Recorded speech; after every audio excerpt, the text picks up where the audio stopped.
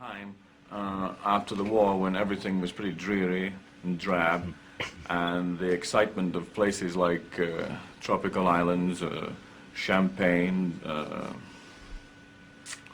adventure, romance, had a great appeal. And the same applies to the film. The film came along after many sociological dramas and kitchen sink dramas, and all sorts of problem plays. This one comes through straightforward with very, very little problems, some very, very basic themes such as good against bad, and the bad's pretty bad and the good's pretty good, with a lot of sex, a lot of color, tastefully done, like sort of sadism for the family. And all the materials are present. That's immediate, not thinking in terms of a message for the future or what's happened in the past, but somebody, the central character, the protagonist, is very much concerned with the immediate present, which nobody really seems to be very much concerned with in any other medium.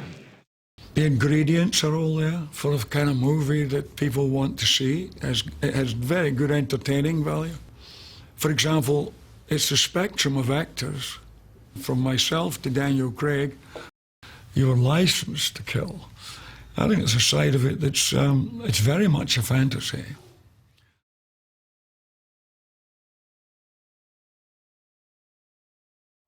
Precisely at 20 degrees north, 60 degrees east. The diamonds will be in a special container. I hate to give in like this. Paying the blood money. Letting them beat us. Have you an alternative suggestion? I'm afraid I haven't. Your man, 007.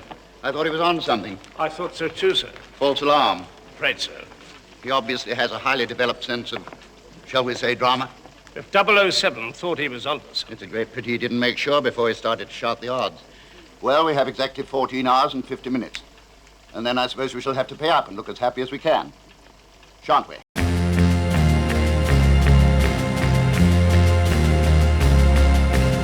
Men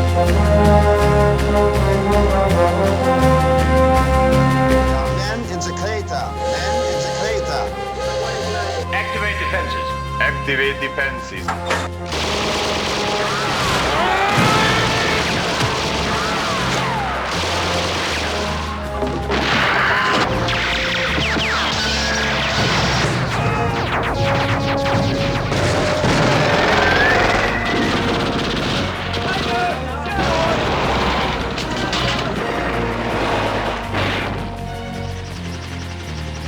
Good luck. Bond manages to get to where the villain is, and pretty quickly all hell starts to break loose. The villain gets treated to a big sneak attack by the good guys. The villain's bad guy army is called out, ready to defend their boss and preventing the good guys from stopping his plan. It's an epic battle with a lot of explosions, fun stunts, big sets falling apart, and guys getting shot. Fortunately, the opposing armies are dressed distinctively enough that we can easily tell who's good and who's bad. All during this chaos, Bond is in the middle of it all. After taking out a few baddies of his own and helping the good guys gain the upper hand in the battle, he goes out on his own to stop the final execution of the villain's plan. But he's really got to hurry. With explosions going off everywhere, this place doesn't have much time left before it all blows up. Will that give the Englishman time to get out? He knows the schedule.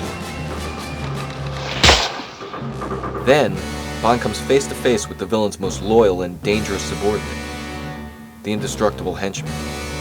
Now this is the fight we've been waiting for.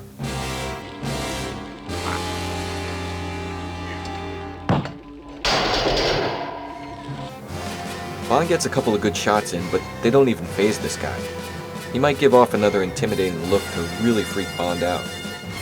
He then starts throwing Bond around like a rag doll. The henchman seems to have the upper hand, and Bond really looks like he's going to have his ass handed to him. But he makes a surprising move, triumphs. Either through his own ingenuity or with the assistance of one of Q's gadgets, he takes the henchman out, in a pretty memorable way too.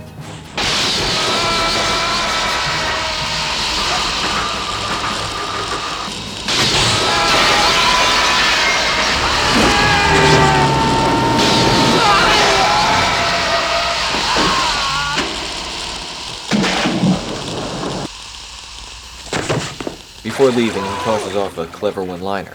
Bon appetit. Yes. I have to get down and defuse that detonator. Bond gets to where the bomb is.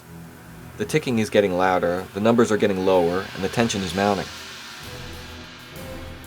Accompanied by a lot of close-ups, Bond defuses the bomb with only seconds left to go.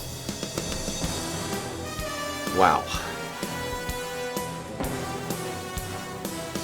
Bond spots the villain attempting a sneaky escape, and gets ready to confront him.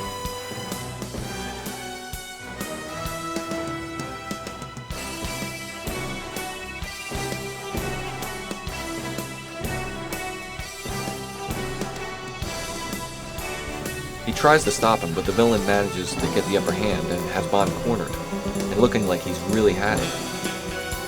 Even though he knows his plan has failed and all is lost, he can still enjoy killing Bond and pauses to savor the moment. At least I shall have the pleasure of putting you out of my misery.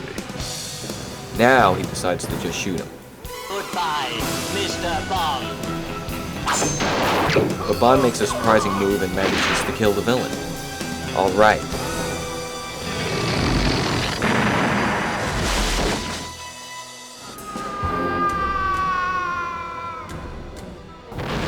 Cool. What happened? Let's go, sir. Wings golden harp. Things are well in hand with the battle and all the bad guy army is taken care of. But they have to get out of here now. But Bond's leading lady. She still needs saving. Stromberg? Dead. So are we, unless we get out of here fast. With the place falling apart around him, Bond manages to find her. He saves her, grabs her hand, and tells her we have to get out of here now. And they run out in the maze of corridors of the collapsing hideout together. They manage to find an escape route and make it out of the hideout just before it all blows up.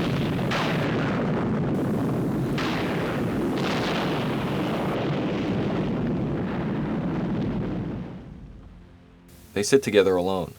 The good guy army made it out too, but they're not allowed to be in this shot. And they watch the final destruction of the villain's lair.